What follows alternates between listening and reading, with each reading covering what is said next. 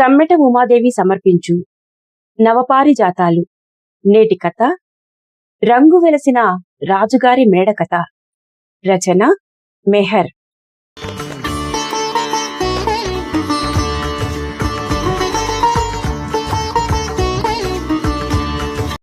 శ్రీపాదపట్నాన్ని పావురాళ్ల పట్నమని కూడా అంటారు. ఆ ఊరిని నిర్మానుష్యంగానైనా ఊహించవచ్చు కాని పావురాలు లేకుండా ఊహించలేం. ఇళ్ల వాకిళ్లలోనూ, అంగళ్ల ముంగిట, బడిపెంకులపైన, గుడిగోపురం గూళ్లల్లోనూ ఎటు చూసినా పావురాలే. ఒక్కోసారి వాటి చొరవ చూస్తే అసలిదంతా అవి నిర్మించుకున్న ఊరేనేమో, ప్రజలే పాపం కాందేశికులై వలస వచ్చారేమో అనిపిస్తుంది. ఊరివాళ్లకు వీటితో మసలుకోవటం అలవాటైపోయింది.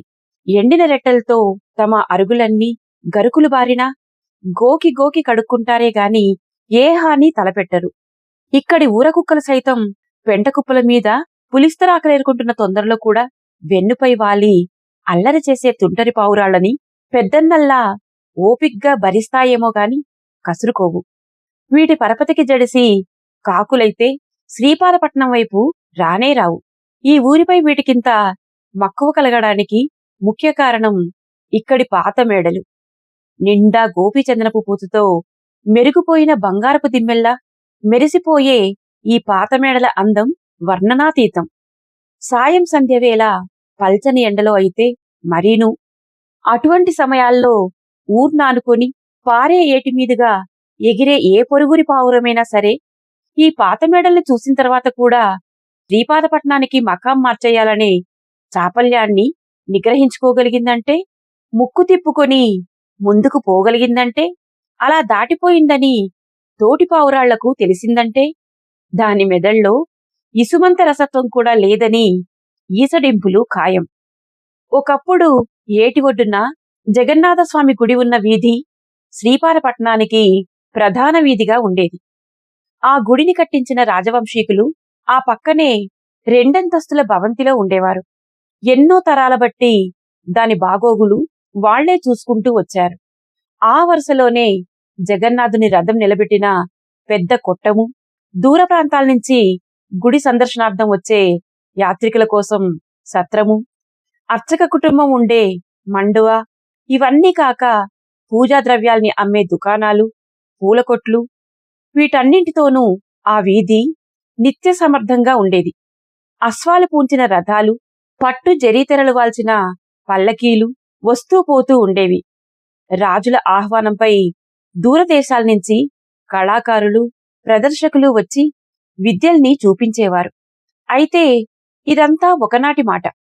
రాజుల పరంపరలో చివరివాడైన సుబ్బరాజుగారు చనిపోయాక ఆ రాజవీధి ప్రాభవాన్ని కోల్పోయింది. కోల్పోవడమే కాదు, చెడ్డ పేరు తెచ్చుకుంది. చెడ్డ పేరుకి సుబ్బరాజుగారి కన్నా ఆయన ప్రేతాత్మ కారణమని చెప్పాలి. రెండంతస్తుల రాజభవంతిలో క్రింద అంతస్తులో ఇప్పుడు ఆయన ఆత్మ తిరుగుతోంది. పై అంతస్తుల్లో ఆయన మనవరాలు రేణుకాదేవి ఉంటోంది. ఆయన ఆత్మ పైలోకాలకు పోకుండా ఇంకా అక్కడే తిరగడానికి కారణం ఈ మనవరాలే అంటారు. బతికి ఉండగా కూతుర్ని కాపాడుకోలేకపోయాడు. చచ్చి ఈ మనవరాల్ని కాపాడుకోవాలని చూస్తున్నాడని జనం మాట. ఒకప్పుడు ఆయనకు కూతురంటే పంచ ప్రాణాలు. ఆమె దేశంలోకే పెద్ద అందగత్తె.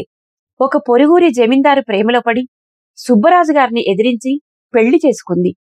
వాడు ఆమె అందంలో రాజసాన్ని, స్వభావసిద్ధమైన నిర్మలత్వాన్ని భరించగలిగే మనసున్నవాడు కాదు. కాస్త కురూపి కూడా కావడంతో ఆమె ప్రక్కన ఎప్పుడూ మాసిపోయినట్టు కనిపించేవాడు. ఆ న్యూనతను భరించలేక ఆమెను హింసించడం మొదలుపెట్టాడు. పురుడు పోయడానికని వెళ్లిన మంత్రసానికి ఆమె గుర్రపుశాలలో నొప్పులు పడుతూ ఎదురవడాన్ని బట్టి వాడి చిత్రహింసలెలాంటివో ఊరికి తెలిసింది. రేణుకాదేవి భూమి మీద పడిన కొన్నాళ్లకే ఆమె మరణించింది. సహజ మరణమో బలవన్మరణమో తెలియదు. అప్పటిదాకా కూతురు పడుతున్న బాధలు సుబ్బరాజుగారు ఆ నోట ఈ నోట విని ఉండకపోలేదు. కాని తన మాట వినని ఫలితమేమిటో తెలుసుకున్నాక కూతురే వెనక్కి వచ్చేస్తుందని ఆశించాడు. ఇలా శవమై వస్తుందని ఊహించలేకపోయాడు. ఆగ్రహోదగ్రుడై పాలేళ్లను వెంటేసుకుని వెళ్లి జమీందార్ని చావ చితక్కొట్టాడు. ఈడ్చుకెళ్లి అతని చెరుకుతోటలోనే అతన్ని సజీవంగా పాతిపెట్టి మనవరాల్ని వెనక్కి తెచ్చేసుకున్నాడు. ఇప్పటికీ అక్కడ చెరుకు పంట కాపంతా చేదుగానే ఉంటుందని అంటారు.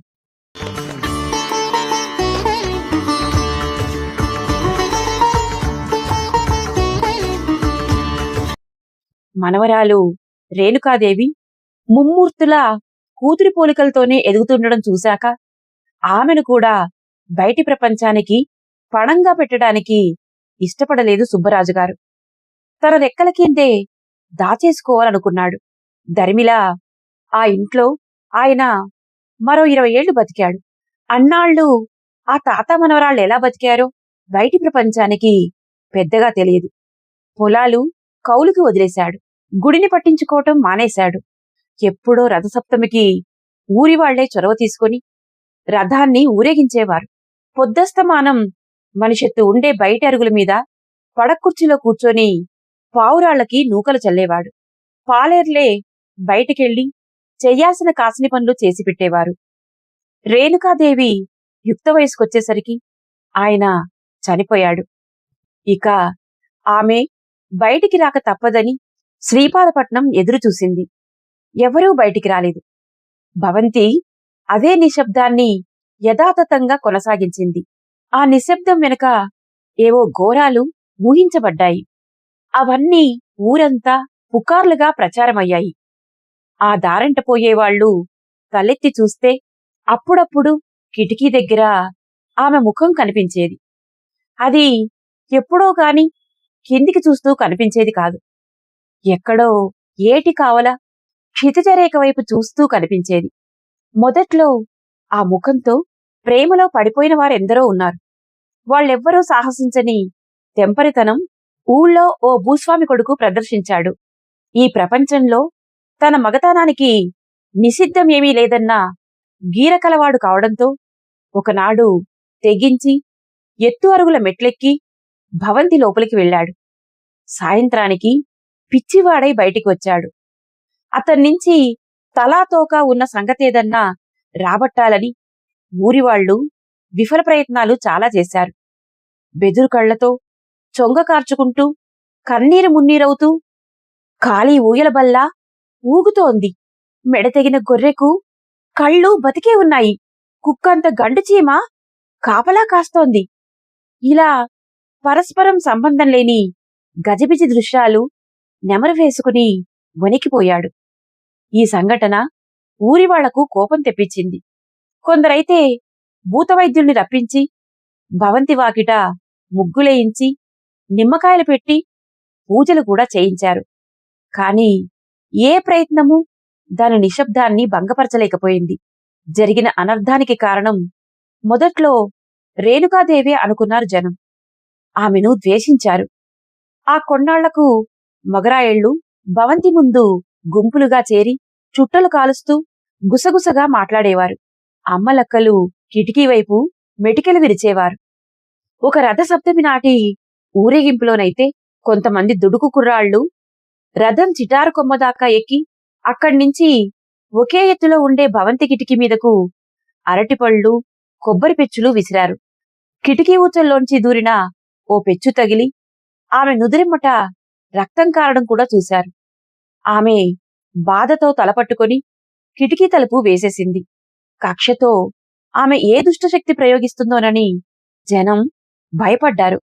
ఆ కుర్రాళ్ల జీవితానికి అదే ఆఖరు రాత్రి అన్నట్టు తల్లులు శోకండాలు పెట్టారు. కాని ఎవరికీ ఏమీ కాలేదు.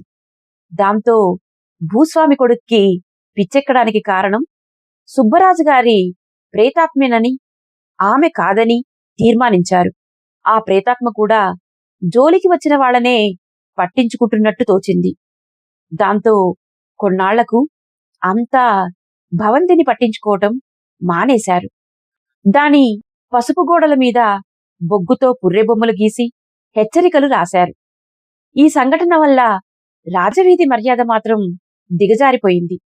ఒకప్పుడు ఆ వీధెమ్మట గేదెల్ని తీసుకెళ్లాల్సి వస్తే వాటి పేడ నేల మీద పడకుండా రైతులు వెనక తట్టలు పట్టుకొని నడిచేవారు. ఇప్పుడు అవి వేసిన పేడలు అలానే వీధుల్లో ఎండిపోతున్నాయి. వీధిలో సందడంతా చచ్చిపోయింది. గుడికి వచ్చేవాళ్లు తగ్గిపోయారు. దాంతో పూలకొట్లు పండక్కు తప్ప తెరవడం లేదు. సత్రం పాడు పెట్టేశారు. అప్పటిదాకా శ్రీపాదపట్నానికి నడిబొడ్డుగా మెలిగిన ఈ వీధి క్రమేపీ పక్కకి నెట్టివేయబడింది. ఊరు మరోవైపు ఎదిగింది. ఊరికి అటుచివర గడియార స్తంభం ఉన్న దుకాణాల కూడలి నడిబొడ్డుగా మారింది. ఏటి ఒడ్డున రాజవీధి మాత్రం ఓ శిథిలవాడగా మిగిలింది. రోజులు గడుస్తున్నాయి. రేణుకాదేవి రోజులెలా గడుస్తున్నాయో మాత్రం ఎవరికీ తెలియదు. ఆమెకి పావురాలే తిండి తెచ్చిపెడుతున్నాయి అనుకునేవారు. శ్రీపాదపట్నం పావురాళ్ల అంగళ్లలో షావుకార్లు విసిరేసిన నూకలతో సరిపెట్టుకోక ఒక్కోసారి తిండి పదార్థాలు, నిత్యావసర వస్తువులు కూడా దొంగిలించడమే దీనికి సాక్ష్యంగా కనపడేది. దీనికి తగ్గట్టే ఆ భవంతి కిటికీ చుట్టూ పొడుచుకోచినట్టుండే గూడు ఎప్పుడూ పావురాలతో కిటకిటలాడుతూ ఉండేది. ఆమె ఎవరికి రాణి అయినా కాకపోయినా పావురాళ్లకి రాణిలానే కనిపించేది. అవి కబుర్లు, కష్టాలు, గొప్పలు, చాడీలు అన్నీ ఆమెతోనే ఏకరువు పెట్టుకునేవి. మార్దవమైన స్నేహితం తెలిసిన రాణి. ఈ బూడిద రంగు పావురాలన్నింటిలోనూ ఆమెకు ఒక తెలుపు రంగు పావురం అంటే బాగా మచ్చిక. మిగిలినవన్నీ ఊళ్ళో పచార్లకు, సొంత పెత్తనాలకు అటూ ఇటూ పోతూ వస్తున్నా అది మాత్రం ఎక్కువగా కిటికీ దగ్గరే గడిపేది. దాన్నొక్కదాన్నే ఆమె కిటికీ ఊచల మధ్యలో నుంచి లోపలికి తీసుకునేది. ఒళ్ళో పెట్టుకుని ఆడుకునేది. ఒకవేళ ఈ పావురం కూడా తన గూటి వ్యవహారాలు చక్కదిద్దుకోటానికి బయటికి వెళ్ళిపోతే ఆమె కలం, కాగితాలు పుచ్చుకొని బొమ్మలేసుకునేది. ఒకసారి ఆ తెల్లపావురాన్ని కాగితం మీద ఒంటికాలితో నిలబెట్టి దాని గోళ్ల అంచులెమ్మట కలం కదుపుతూ గీసి వచ్చిన ఆకృతిని చీకటాకాశంలో పెద్ద నక్షత్రంగా వాడుకుంటూ బొమ్మ గీసింది. గోడకు అతికించిన ఆ బొమ్మ చూసినప్పుడల్లా తెల్లపావురం రొమ్ము విరుచుకునేది. రేణుకాదేవి దగ్గర తనకు దక్కింది చాలా ప్రత్యేకమైన హోదా అని దానికి తెలుసు. దానికి తోడు ఆమె చేతి స్పర్శ తన కుచ్చుటీకల కన్నా మృదువైందేదో తడుముతున్నట్టు, ఆమె ఒడివెచ్చదనం తన గూటికన్నా భద్రమైందేదో చుట్టూ ఆవరించుకున్నట్టుగా ఉండేవి. దాంతో విడిచిపెట్టేది కాదు. ఆమెకు మరింత ముద్దొచ్చే చేష్టలే ప్రదర్శించాలని తపించేది. ఆమె మనసు విరిగేలా ఎప్పుడూ ప్రవర్తించేది కాదు. అయితే కొన్నాళ్లకే ఆమె మనసు విరిగే పరిస్థితి కలిగింది. పావురం వల్ల కాదు, మరో వైపరీత్యం వల్ల. ఒకనాడు ఆమె ఒళ్ళో ఒదిగి అర్ధనిమీలిత నేత్రాలతో ఉన్న పావురంపై రేణుకాదేవి బల్లున గుక్కెడు రక్తం కక్కింది. పావురపు తెల్లని ఒళ్లంతా రక్తస్నానం చేసినట్టయింది. అది బెదిరి కిందకు దూకింది. రేణుకాదేవి బాధతో కడుపు పట్టుకొని మెలితిరుగుతూ నేలమీదకు జారి దొర్లసాగింది. పావురం బెంబేలెత్తి రెక్కలల్లార్చుకుంటూ ఆమె చుట్టూ గెంతింది.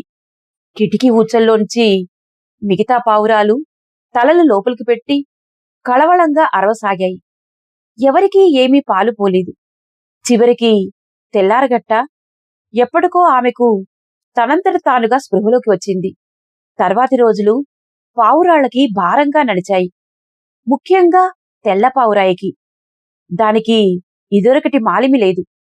రేణుకాదేవి ఇదివరకట్లా ఉండట్లేదు.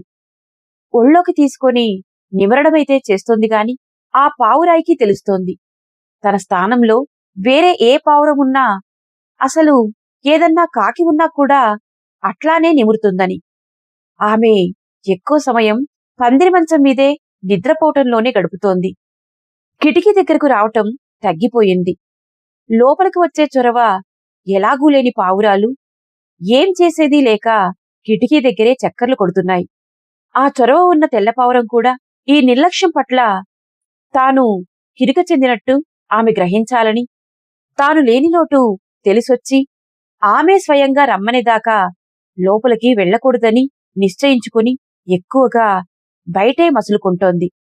ఒకనాటి ఉదయం కిటికీ దగ్గర మిగతా పావురాళ్ళు గుంపుగా గుమిగూడటం చూసి వాటిని ఆదరాబాదరాగా తప్పించుకొని తెల్లపావురం లోపలికి వెళ్లేసరికి రేణుకాదేవి నేలమీద బోర్లా వాలి తెల్ల కాగితం మీద ఏదో గీస్తోంది. అలికిడి విని తలెత్తి అలసటగా నవ్వింది కూడా. పావురాయి ఊపిరి పీల్చుకొని గెంతుకుంటూ ఆమె భుజం పక్కకు చేరింది. ఆమె వేసే బొమ్మని తల చకచకా వంకర్లు తిప్పుతూ ఆసక్తిగా చూసింది. అర్థం కాకపోయినా ఆమెను ఉత్సాహపరిచేందుకు రెక్కలల్లల్లాడించి కువకువలాడింది. ఆమె నవ్వుతూ పావురాన్ని చేతుల్లోకి తీసుకుని ఎండిన రక్తం మరకలతో ఉన్న దాని శరీరాన్ని జాలిగా నిమిరింది. ముద్దు పెట్టుకుంది. తర్వాత అప్పటిదాకా గీసిన కాగితాన్ని మడిచి దాన్నో దారంతో పావురాయి కాళ్లకు కట్టింది. పొందిగ్గా దోసిట్లో ఎత్తుకొని కిటికీ దగ్గరికి వచ్చి ఊచల సందుల్లోంచి గాల్లోకి వదిలింది. మిగతా పావురాళ్ళు కొంత దూరం కుతూహలంతో దాని వెనక ఎగిరాయి గాని అది కసురుకోవటంతో తిరిగి కిటికీ దగ్గరికి వెళ్ళిపోయాయి. ఎగరడమైతే ఎగిరింది గాని పావురానికి ఎటు వెళ్లాలో తెలియలేదు. కాని రేణుకాదేవి దగ్గర పాత హోదా తిరిగి దక్కిన ఉత్సాహం ఎటో ఎగరమంటోంది. రేవు దగ్గర రావి చెట్టు కొమ్మల్లోంచి పలకరించిన పిట్టల్ని పట్టించుకోకుండా పడవల తెరచాపల్ని చుట్టూ తిరుక్కుంటూ ఏరు దాటి ఉత్సాహంగా క్షితిజరేఖ వైపు సాగిపోయింది.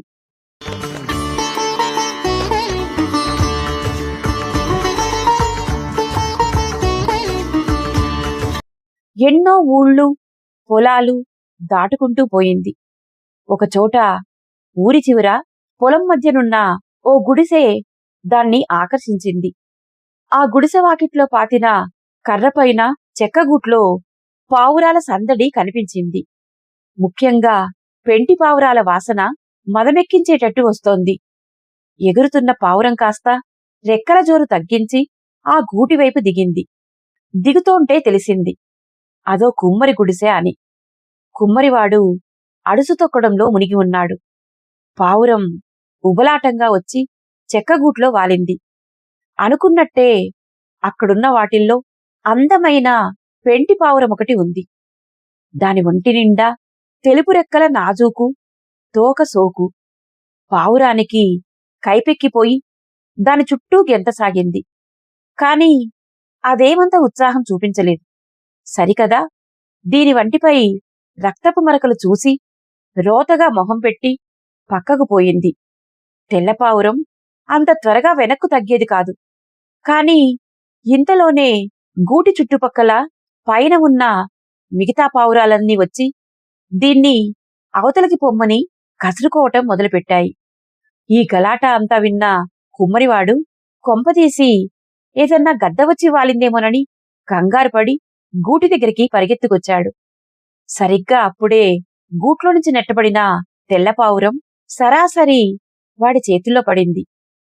అయినా అది సిగ్గు లేకుండా ఇంకా గూట్లో పెంటిపావురం కేసే నిక్కి నిక్కి చూస్తోంది. తాను కుమ్మరివాడి చేతుల్లో ఉన్నానని, వాడు తన కాళ్లకున్న కాగితం చుట్టని విప్పదీసుకుంటున్నాడని కూడా దానికి స్పృహలేదు. వాడు కాగితం తీసుకుని పావురాన్ని నేలమీదకి వదిలిపెట్టాడు. పావురానికి అదో కొత్త లోకంలా ఉంది. ప్రేమకి అనువైన కొత్త బంగారు లోకం. కుమ్మరివాడు గుడిసంతా కళ్లకింపుగా సర్దుకున్నాడు. చుట్టూ దడికి బదులు రంగురంగుల ఐరేని కుండలు పేర్చుకున్నాడు. గుడిసె మీదకి గుమ్మడి పాదులు దట్టంగా పాకి ఉన్నాయి. గుడిసె చూరు కింద సారే తిరుగుతోంది. వాకిట్లో ఓ మూల ఆవం తెల్లటి పొగలు కక్కుతోంది. వాకలి దాటితే చుట్టూ పచ్చగా పొలాలు ఆవరించి ఉన్నాయి. ఓ పద్ధతంటూ లేకుండా విసిరేసినట్టు ఈ అందాలన్నీ గుడిసె వాకిట్లో నిలబెట్టిన పావురాల గూటిని ములుకులుగా చేసుకొని చుట్టూ పరిభ్రమిస్తున్నట్టున్నాయి. ఆ గూటిలో పావురాలన్నింటి మధ్య రాణిలాగా తన పావురం. తెల్లపావురానికి తననిలా పట్టిలాగేస్తోంది. ఈ అందానికి మధ్య ఉన్న పెంటి పావురమా లేక దాని చుట్టూ ఉన్న ఈ అందమా అన్నది అర్థం కాలేదు. ఆలోచించలేక తల విదిల్చుకుంది. ఓ పక్క కుమ్మరివాడు అప్పటిదాకా అడుసు తొక్కిన బురదకాళ్లతోనే గుడిసె గుమ్మంలో కూర్చొని రేణుకాదేవి పంపిన బొమ్మని ఏకదీక్షగా చూస్తున్నాడు. ఇదే అదునుగా మళ్లీ ఓసారి గూటి మీదకు ఎగురుదామా అని చూసింది తెల్లపావురం. కాని పైన అవి ఇంకా గోల చేస్తూనే ఉన్నాయి. పెంటిపావురమైతే లోకంలో ఆడజాతి నిరసన అంతా తన కళ్లల్లోనే పెట్టుకు చూస్తోంది. తెల్లపావురం మాత్రం ఆ నిరసనను పెద్దగా పట్టించుకోలేదు. రేణుకాదేవి మిగతా పావురాలన్నింటినీ కాదని దీన్ని మాలిమి చేసినప్పటినుంచి దీనికి తన ఆకట్టుకునే శక్తి మీద బోలెడు భరోసా వచ్చేసింది. అయితే అన్నీ తొలిచూపులోనే అయిపోవాలంటే ఎలాగని తనకు తానే సర్ది చెప్పుకొని మళ్లీ వచ్చి ప్రయత్నిద్దాంలే, అప్పటికీ కాకపోతే మళ్లీ మళ్లీ వచ్చి ప్రయత్నిద్దాంలేమ్మనుకుంది. ఈ నిర్ణయం ఇచ్చిన ఉత్సాహంతో ఉవ్వెత్తున రెక్కల మీద లేచి వచ్చిందారినే వెనక్కుపోయింది. ఇక మర్నాటి నుంచి ప్రయత్నాలు మొదలయ్యాయి. రోజూ రేణుకాదేవి ఏదో బొమ్మ గీసి కాళ్లకు కట్టి పంపించటం, తెల్లపావురం తిన్నగా ఈ గుడిసె దగ్గర వచ్చి వాలడం, దానికి ఒకటర్థమైంది.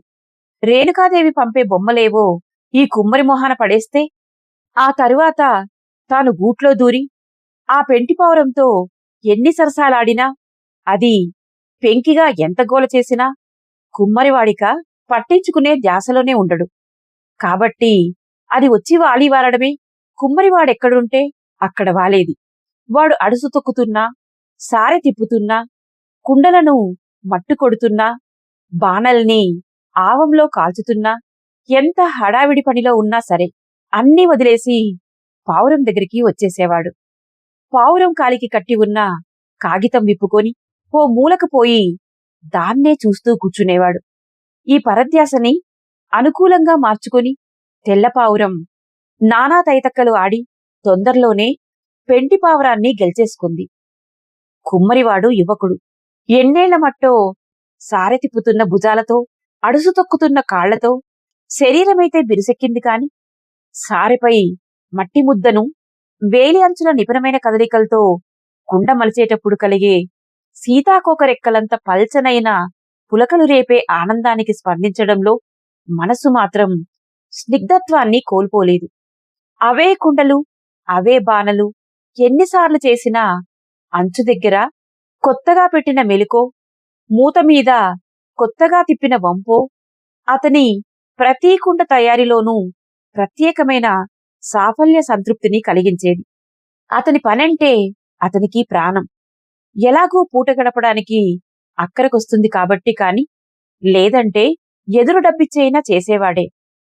రాత్రి పని కట్టేసి గుడిసెవాకిట్లో నులక మంచం వాల్చుకొని పడుకున్నప్పుడు మాత్రం గుండెని బంకలా అంటుకున్న ఖాళీతనమేదో ఆవిరిలా అతన్ని ఆవరించుకునేది. ఈ మధ్య పావురం తెస్తున్న బొమ్మలతో ఈ ఖాళీ కొంత భర్తీ అయింది. ఇదివరకట్లా పైన నక్షత్ర ఖచిత ఆకాశము, అడపాదడపా తాగితూలుతున్న నక్షత్రాల్లా వంకర్లు తిరుగుతూ ఎగిరే మినుగురులు, పక్కన పావురాళ్ల గుడగుడలు, ఇవన్నీ అతన్ని వశపరుచుకోలేకపోతున్నాయి. పడుకున్నప్పుడల్లా ఆ రోజొచ్చిన బొమ్మ గురించి ఆలోచించేవాడు. అవన్నీ అతన్ని ఆకట్టుకున్నాయి. బూడిద రంగు పావురాల్ని పూసిన రావి చెట్టు, తెరచాపలు విడిచి వీధుల్లో తేలుతూ ప్రయాణిస్తున్న మేడలు, గిట్టలకు అంటిన పుప్పొడితో దేవగన్నేరు పూల చుట్టూ తుమ్మెద రెక్కలతో చక్కర్లు కొడుతున్న బుల్లి గేదెలు, ఇలా వింతగా ఉండేవి ఆ బొమ్మలు. ఒక్కో బొమ్మలో ఆహ్లాదం ఉండేది, ఒక్కో బొమ్మలో దిగులు ఉండేది. కాని ప్రతి బొమ్మలోనూ ఏదో తరుముకొస్తున్న తొందర ఉండేది. బొమ్మల గీతల్లో ఏదో అందమైన మనసు శ్రద్ధ పెట్టి గీసినట్టు తెలిపే అపరిపక్వత ఉండేది. అది అతనికి బాగా నచ్చింది. కాని ఎవరికో నిర్దేశించబడిన ఈ సంకేతాలన్నీ పావురం కామప్రకోపం కారణంగా దారి తప్పుతున్నాయని ఆ పంపే వాళ్లకెలా తెలియజెప్పాలో కుమ్మరివాడికి తెలిసేది కాదు. పావురం వెనక్కి వెళ్తున్నప్పుడు తిరుగుటపాలో ఏదన్నా రాసి పంపుదామంటే అతనికి చదువురాదు. పైగా బోలెడంత కుతూహలం పెరిగిపోతుంది. చదువైతే రాదుగాని కుమ్మరిది కుశాగ్ర బుద్ధి. ఒకనాడు పావురం తెచ్చిన బొమ్మల్లో కిటికీ ఊచల్లోంచి కనిపిస్తున్న జగన్నాథస్వామి రథం ఊరేగింపు, దాని చిటారు కొమ్మ మీద తాటకంత రెక్కల్ని అల్లల్లాడిస్తున్న పెద్ద గ్రద్ద ఉన్న దృశ్యం చూశాక ఈ బొమ్మలెక్కడి నుంచి వస్తున్నాయో ఊహించగలిగాడు.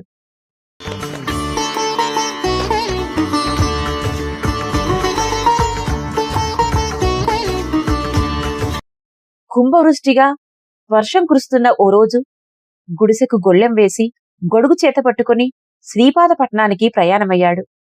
శ్రీపాదపట్నం పోవటానికి ఏరు దాటాలి. పడవలో ఉన్నంతసేపు బొమ్మలున్న కాగితాల్ని కండువాలో మడతపెట్టి చంకలో దోపుకున్నాడు. తెడ్డేస్తున్న పడవవాడు వానదాటికి చుట్ట మాటిమాటికి ఆరిపోతుంటే కాసేపు తెడ్డేయడం ఆపి కుమ్మరి పట్టుకున్న గొడుగులో దూరి కాల్చుకున్నాడు. చంకలో ఉన్నవేంటని అడిగాడు. సొమ్ములన్నాడు కుమ్మరివాడు. ఒకే గొడుగులో ఉన్నాక మాట కలపకపోతే బావుండదని శ్రీపాదపట్నంలో ఈ ఏడు రథం ఊరేగింపు ఎలా జరిగిందని అడిగాడు పడవ్వాణ్ణి.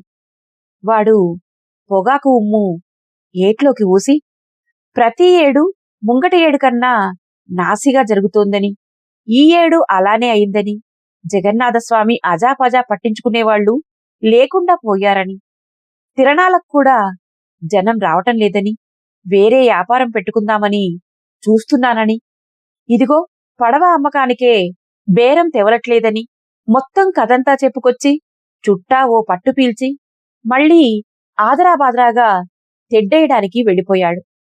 ఏనుగు తొండాల్తో కుమ్మరించినట్టు కురుస్తున్న వానలో జగన్నాథస్వామి గుడిగోపురం లీలగా కనిపించడం మొదలుపెట్టింది. రేవులో దిగి వీధిపైకి నడిచాక అతనికి రాజభవంతిని ఆనవాలు పట్టడం కష్టం కాలేదు. ఎందుకంటే పావురం తెచ్చిన చివరి బొమ్మ ప్రకారం రథం చిటారు కొమ్మ కిటికీలో నుంచి కనపడాలంటే అది రెండంతస్తుల భవంతై ఉండాలి. ఆ వీధిలో రెండంతస్తులున్న భవంతి అదొక్కటే. దాని ఎదుట నిలబడి కాసేపు పై అంతస్తు కిటికీ వైపు చూశాడు. కాని దలసరి వానతెర వల్ల ఏమీ స్పష్టంగా కనపడలేదు. చివరికి ఎత్తు అరుగుల మెట్లెక్కి గొడుగు అరుగుమీద ఆరబెట్టి లోపలికి తొంగి చూస్తూ పిలిచాడు. ఎవరూ పలకలేదు. చాలాసేపు చూసి చూసి ఇక లాభం లేదని జంకుతూనే లోపలికి వెళ్ళాడు. మొత్తం అంతా తిరిగాడు. కాని ఎవరూ లేరు. ఒకచోట పచ్చగా చెక్కమెట్లు పై అంతస్తుకు వెళ్తున్నాయి. ఎక్కి పైకి వెళ్ళాడు. లోపల గదిలో పందిరి మంచం మీద ఒక ఆమె నిద్రిస్తోంది. లేపబుద్ధి కాలేదు. లేచేదాకా ఉందాంలే అని గుమ్మానికి ఆనుకొని నిలబడిపోయాడు. అంత అందమైన ముఖం వాడు ఇదివరకు కలల్లో కూడా చూడలేదు. చూస్తూ ఉండిపోయాడు. నిద్ర మధ్యలో ఓసారి కళ్ళు తెరిచిన రేణుకాదేవి ఇలా తన గుమ్మం దగ్గర ఆనుకొని ఉన్న కొత్త మనిషి కూడా తన కలలో భాగమన్నట్టు పలకరింపుగా నవ్వి మళ్లీ నిద్రలోకి జారుకుంది.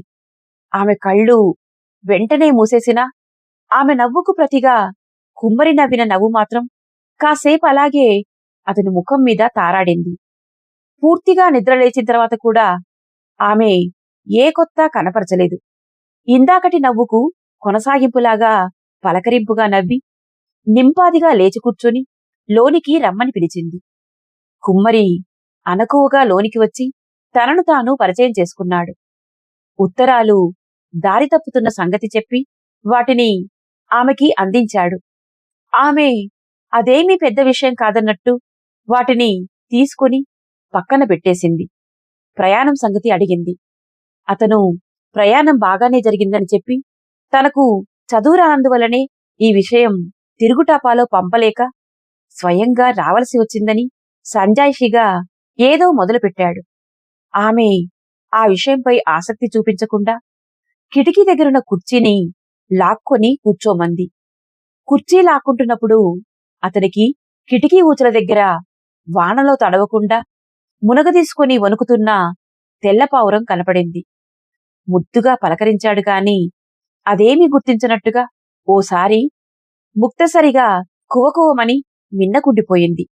కుర్చీ పందిరి మంచానికి ఎదురుగా వేసుకుని కూర్చున్నాక రేణుకాదేవి అతని వివరాలడిగింది. మొదట్లో ఆమె వంటి రాచరికపు మనిషి తనబోటివాడి జీవితం నుంచి ఏమి తెలుసుకోగోరుతోందని తను అనుకుంటున్నాడో ఆ వివరాలు చెప్పాడు. తన కుమ్మరి పని గురించి, తాను తయారు చేసే సరుకు రకాల గురించి, ఈ మధ్య గిరాకీ ఎలా ఉందన్న దాని గురించి, తమ వంశంలో మంచి పనివాళ్ల గురించి ఇవన్నీ చెప్పుకొచ్చాడు. ఆమె తలాడిస్తూ వింది. కాని కాసేపటికే ఒకటి గమనించాడు. ఆమె ఈ విషయాల మీద కన్నా ఇవి చెప్పడంలో మాట వరుసగా అడపాదడపా దొర్లే తన మనసుకు నచ్చిన విషయాల పట్లే ఎక్కువ ఆసక్తి చూపిస్తోంది. అవి అల్ప విషయాలు, గొప్పవాళ్ల దగ్గర ప్రస్తావించేందుకు అనర్హమనిపించే తేలిక విషయాలు. ఒకసారి దొడ్లో బంతిపూల మొక్కల్ని కుందేలు వచ్చి కొరికేస్తుంటే దాన్ని అదిలిద్దామని చెప్పి తిరుగుతున్న సారెని అలానే వదిలేసి పరిగెత్తాడు.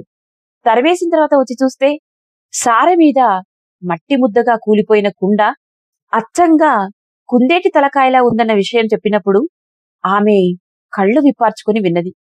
అలాగే పొలాల్లో తిరిగే ఓ తోడేలు రాత్రిళ్ళు తన గుడిసెకు వచ్చి కుండల్లో తలపెట్టి ఊలవేసేదని, తన పాట సోకుకి గొంతు గంభీరానికి తానే మురిసిపోయేదని చెప్తోంటే ఆమె చెంపలు విప్పార్చి నవ్వింది.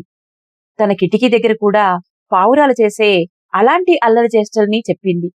తనకు నచ్చే మాట ఏది చెప్పినా ఆమెకి నచ్చుతోంది. అతను తొందరలోనే జంకు వదిలేశాడు. ఎప్పుడూ వెలుగు చూడని లోలోపల కలలన్నింటికీ మాటలు ఏరితెచ్చి బయటకి సాగనంపుతున్నాడు. ఆమె మంచం మీద కాసేపు బాసింపట్టు వేసు కూర్చొని, కాసేపు కాళ్లు కిందికి వేలాడేసి, కాసేపు శేషశయనుడైన విష్ణుమూర్తిలా తలగడ మీదకి వాలిపోయి ఊ కొడుతూ వింటోంది. తనకు తోచినవన్నీ చెప్తోంది. ఒకరికొకరు ఎంత తెలిసిపోయారంటే ఒకరి సంగతులు చెప్పుకుంటున్నప్పుడు మరొకరు వింటూ ఊరుకోకుండా నువ్వలా చేశావంటే నమ్మను అని ఆశ్చర్యపోవడమో, అబ్బే అందాక వస్తే నువ్వెందుకు ఊరుకున్నావంటూ ఎగదోయడమో, నీకు చాలా బాధేసి ఉంటుందని జాలిపడటమో, ఇలా ఎదుటివారి స్పందన స్వంతం చేసేసుకుని మాటలు కలుపుతున్నారు. ఇలా గంటలు కరిగించేశారు. కిటికీ దగ్గర తెల్లపావురం తల తిప్పుకొని వానాకాలాన్ని విసుక్కుంటోంది. చీకటి వేళ అయింది. బయట వర్షం నిరంతరాయంగా కురుస్తోంది. తరువాత వెళ్దూలెమ్మని రేణుకాదేవి అతన్ని నిలవేసింది. అతనికి వెళ్లాలని లేదు. అసలు ముందు వెనకలేం పట్టడం లేదు. అతని ప్రపంచమంతా ఆమె ప్రభావంతో చకితమైపోయి ఉంది. క్షణాలు ఉద్విగ్నమై, మనోహరమై, బిగుస్తూ, వదులవుతూ, ప్రజ్వలించి సంచలిస్తున్నాయి. మనసు స్థలకాలాలకు అతీతమై చీకటి శూన్యంలో ఒకే ఒక్కటై వెలుగుతోంది. నేలమీద చమురు దీపపు వెలుగువలయంలో ఇద్దరూ కూర్చున్నప్పుడు ఆమె తన బొమ్మల్ని చూపిస్తుంటే భుజం మించి తొంగి చూస్తున్నప్పుడల్లా ఆమె చెంపలకి చెంప ఆనించకుండా ఉండలేకపోయాడు. అతడి వేడి చెంపని ఆమె అనునయంగా స్వీకరించింది. బుజ్జగిస్తూ ముందు బొమ్మల్ని చూడమంది. అతను అప్పటికే కాలిపోతున్నాడు. ఆమెను ఒళ్ళోకి లాక్కున్నాడు. మెత్తని ఆమె శరీరాన్ని ఒడినిండా పరుచుకున్నాడు. తర్వాత ఏం చేయాలో తెలియక కంగారులో పడ్డాడు. మరో శరీరాన్ని ఎన్నడూ అంత చేరువగా తాకలేదు, తడమలేదు, అలుముకోలేదు. సారె మీద వేళ్ల మధ్య నలిగే మట్టి ముద్ద కన్నా మెత్తగా ఉంది ఆమె శరీరం. తేలికైన ప్రాణాన్ని దాచుకున్న పక్షి ఎదను నిమురుతున్నట్టు ఉంది. ఆమె కూడా సర్వాంగాలు పరాధీనాన్ని అంగీకరించి కొత్త స్పందనల్ని చూపిస్తుంటే ఆసరా అందని భయంతో మొద్దుబారిపోయినట్టయి చాలాసేపటిదాకా మృత శరీరంలా అతను ఎటు తిప్పుకుంటే అటు తిరిగింది. అతని శరీరానికి అనుబంధమైపోయి మసలుకొంది. అతను సున్నితత్వం మరచిపోయాడు. వేటకందిన జీవి ప్రాణం పోగొట్టుకుంటున్న వేదనామయ ఒంటరి క్షణాల్లో చంపుతున్న తనే ఆసరా అందిస్తున్నట్టు, పులి తన పంజాలతో ఎంత దగ్గరగా పొదవుకుంటుందో అలా ఆమెను పొదవుకుంటూ, మెడ నోట కరిచి ఎలా అనువైన భంగిమలకు తిప్పుకుంటుందో అలా ఆమెను తిప్పుకుంటూ రమించాడు. చివరకు చలిగా జలధరించి విగతవీర్యుడై ఆమె చిరుచెమటల ఎదపై నిస్సత్తువుగా వాలినాకనే ఆమె పునర్జీవితురాలైనట్టు మరలా నవ్వింది.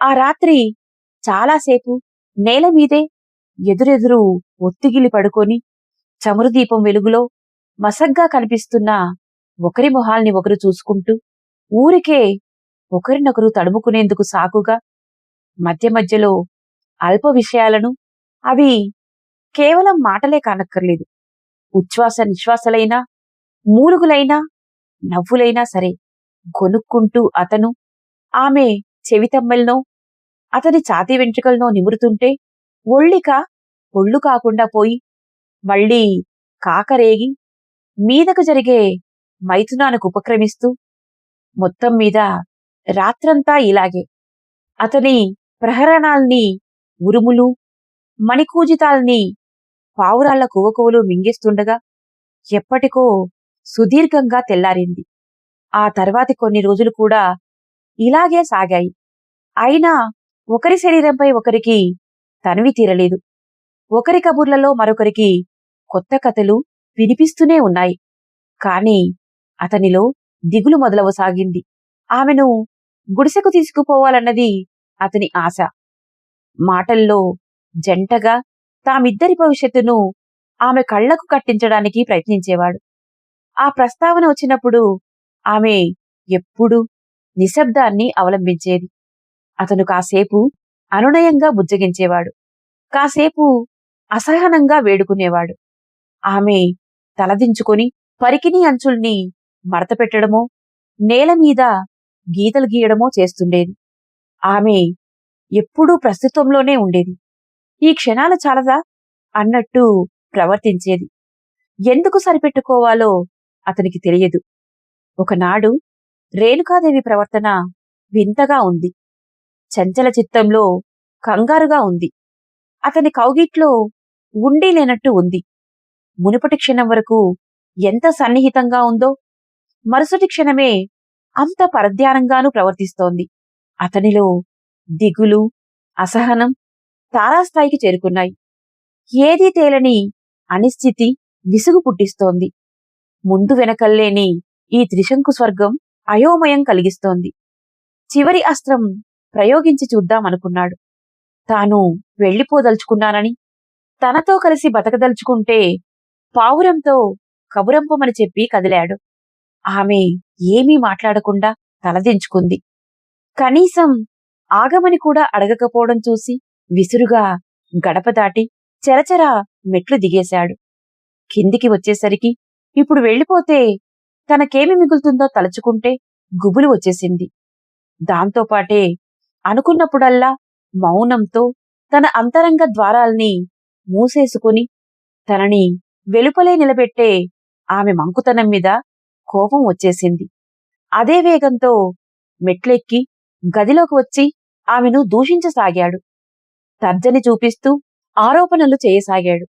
బెదిరింపులకు దిగాడు. అన్నీ బయటకు కక్కేసి ఖాళీ అయిపోయిన తర్వాత ఈ ఉపద్రవంలో తానెంతగా వెలికిరా ఇచ్చగిచ్చనంతగా కూరుకుపోయాడో అర్థమై వెక్కి వెక్కి ఏడవసాగాడు. ఆమె కదిలి వచ్చి అతన్ని కౌగిల్లోకి తీసుకుంది. అలసిపోయిన వాడై ఇక తన జీవితాన్ని నిగూఢమైన ఆమె మనస్సాక్షి ఇచ్చకు వదిలేసినట్టు నిస్సత్తువగా ఆమె చేతుల్లోకి వాలిపోయాడు. ఇద్దరూ నేల మీదకి ఒరిగిపోయారు. ఆమె అతన్ని ఒళ్ళోకి తీసుకొని తల నిమురుతూ చెప్పింది, తనకు చావు రాసిపెట్టి ఉందని, మృత్యువు తన ప్రాణాన్ని తీసుకుపోవటానికి రేపు రాత్రే వస్తుందని, అప్పుడు ఎక్కడ ఉన్నా ఒకటేనని, కాని నువ్వు నా దగ్గరుండడం ముఖ్యమని చెప్పింది. అతను తలెత్తి ఆమె కళ్లల్లోకి శూన్యంగా చూశాడు. మొద్దుబారిన మనసుతో అయోమయంగా ఆమెను నలిపేస్తూ కౌగిలించుకున్నాడు. ఆమె ఉప్పటి కన్నీట కళ్ల మీద ముద్దు పెట్టుకున్నాడు. చావును రానివ్వనన్నాడు. అడ్డం నిలబడతానన్నాడు. ఆమె ఏదో విషయం గుర్తుకొచ్చినట్టు అతన్ని విడిపించుకుని లేచింది. పందిరి మంచం వైపు నడిచి పరుపు పైకెత్తి అక్కడున్న ఒక పెద్ద దబ్బనాన్ని తెచ్చి అతని చేతికి ఇచ్చింది. మృత్యువు వచ్చినప్పుడు ఈ దబ్బనంతో తన గుండెల్లో పొడిస్తే తాను మారురూపం దాలుస్తానని, మృత్యువు గుర్తుపట్టలేక వెళ్ళిపోతుందని, తర్వాత మారిన ఆ రూపాన్ని మళ్లీ పొడిస్తే తిరిగి పూర్వరూపానికి వస్తానని చెప్పింది. అతనికి ఆ రాత్రి నిద్ర పట్టలేదు. ఆమె నిద్రిత ముఖాన్ని చూస్తూ ఉండిపోయాడు.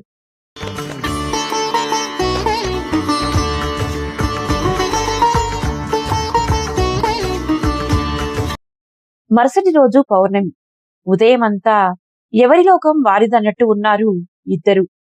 లేక అతన్ని అతని లోకంలో ఉండనీయడం కోసం ఆమె దూరంగా ఉందేమో అతనికి తెలియదు. ఆ రోజు వాన వెలియడంతో కిటికీ దగ్గర పావురాళ్లు మునుపట్లా సందడి చేశాయి.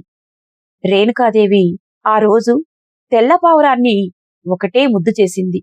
అతను మాత్రం గదిలో ఓ మూల ఒదిగి గుబులు గుండెలతో ఆమెనే చూస్తూ కూర్చున్నాడు. అతనికి తన గుడిసె, కుండలు గుర్తుకొచ్చాయి. అదంతా చేరుకోలేని దూరంగా, తిరిగిరాని గతంగా అనిపించింది. రాత్రి కానే వచ్చింది. పూర్ణచంద్రుడు ఏటిమీద పెద్దగా ఉదయించాడు. కాసేపటికే బయటంతా పిండారబోసినట్టు వెన్నెల. ఉన్నట్టుండి పావురాళ్లు ఒక్కటొక్కటిగా కిటికీ వదిలి తమ గూళ్లకు వెళ్లిపోయాయి. వెళ్లలేక అక్కడే తచ్చాడుతున్న తెల్లపావురాన్ని ఆమె బుజ్జగించి పంపించేసింది. అతని వైపు తిరిగింది. మూలనున్న అతను చేతులు చాచి రమ్మంటే దిగులుగా వెళ్లి ఒళ్ళో కూర్చుంది. ఎవరూ లేచి చమురు దీపం వెలిగించలేదు. కిటికీలోనుంచి ముద్దగా పడుతున్న వెన్నెల వెలుగు సరిపోయింది. నేలమీద కిటికీ ఊచలతో సహా పరుచుకున్న వెన్నెల పలక అతనికి ప్రమాదకరంగా, తమ గూటిలోకి ఆగంతక చొరబాటుగా అనిపించింది. ఇద్దరూ గదిమూల మసక చీకటిలోనే చాలాసేపు ఒదిగి కూర్చున్నారు. అతని గడ్డం మీద ముద్దు పెట్టి ధైర్యాన్నిస్తున్నట్టుగా వీపు నిమిరింది. ఆమె రొమ్ముల కింది నుంచి చేతులు కట్టి దగ్గరకు లాక్కున్నాడు. ఇరువురి గుండె సవ్వళ్లే విరామ చిహ్నాలుగా, గడియల గద్యం గుబులుగా గడిచింది. అర్ధరాత్రి అవుతుందనగా ఆమె అతని కౌగిలి విడిపించుకుని లేచింది.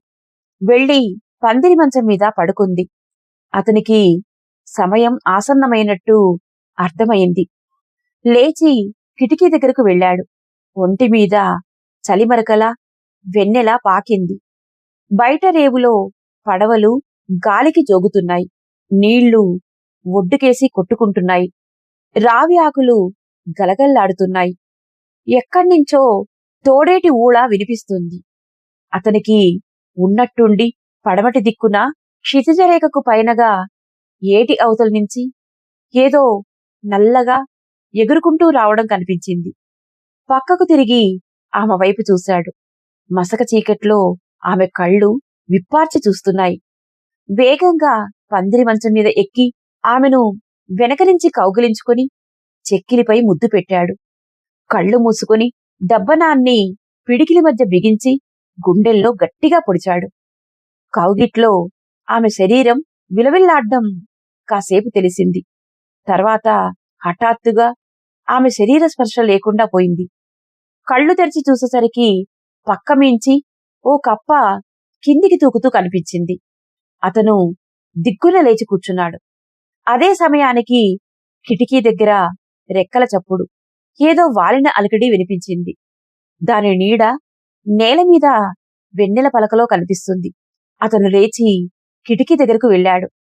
తాటాకంత రెక్కల్లో ఓ పెద్ద గ్రద్ద ఊచల్లోంచి తలపెట్టి తొంగి చూస్తోంది. అతని దబ్బనాన్ని వీపు వెనక దాచుకొని కిటికీకి ఎదురెళ్లి నుంచున్నాడు.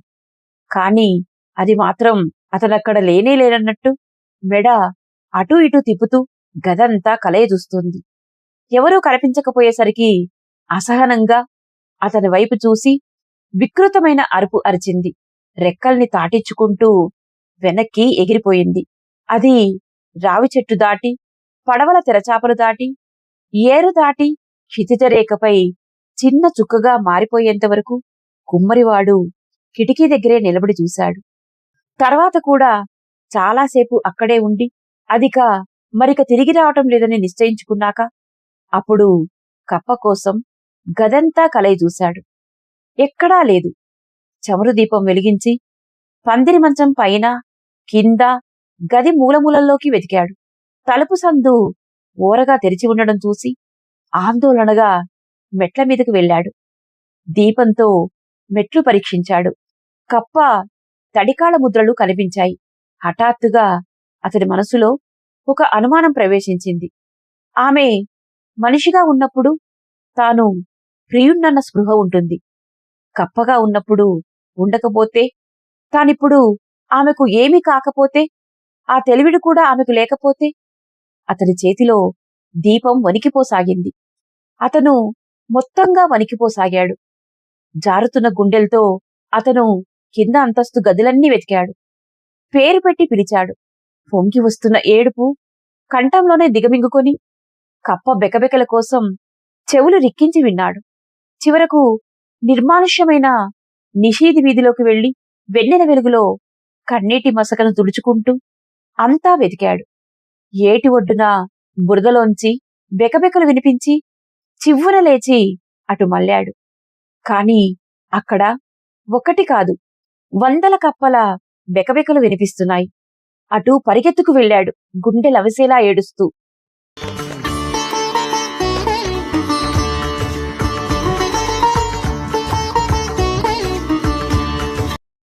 శ్రీపాదపట్నానికి తెల్లారింది. ఏటి మీదకు పడవలు తీసుకెళ్దామని వచ్చిన బెస్తవాళ్లకు నీటిలో వెల్లకిలా తేలుతున్న కప్పల కలేబరాలు చాలా కనిపించాయి. కాస్త దూరాన ఒంటి నిండా బురదతో తుప్పలన్నీ వెతుకుతున్న మనిషి కూడా ఒకడు కనపడ్డాడు. బెస్తవాళ్లు వాణ్ణి పట్టుకున్నారు. జనం పోగయ్యారు. పెద్దలు వచ్చారు. కాస్త గొడవ గోల జరిగిన తర్వాత సంగతి అర్థమై వాడి మానాన్న వాణ్ణి వదిలేశారు. ఎవరి పనుల్లో వాళ్లు పడిపోయారు. కాలక్రమేణా బురదగుంటల్లో దబ్బన పట్టుకుని తిరిగే అతని వాలకం జనానికి అలవాటైపోయింది. వాణ్ణి కప్పలోడని పిలిచేవారు. పుణ్యానికి అప్పుడప్పుడు పిలిచి అన్నం పెట్టేవారు. తెల్లపావురం అతన్ని జాలితో చూసేది. అది కూడా దొరికిన తిండేదో అతని భుజంపై చనువుగా వాలి నోటికందేయడానికి ప్రయత్నించేది. ఒక్కోసారి నోరు చాపేవాడు, ఒక్కోసారి విదిలించుకునేవాడు. ఆ పావురం తర్వాత చాన్నాళ్లు బతికింది. బతికినంతకాలం తన రెక్కలపై రేణుకాదేవి రక్తపు మరకలు చెరిగిపోకుండా ఉండడానికి వానలో తడవకుండా జాగ్రత్త పడేది.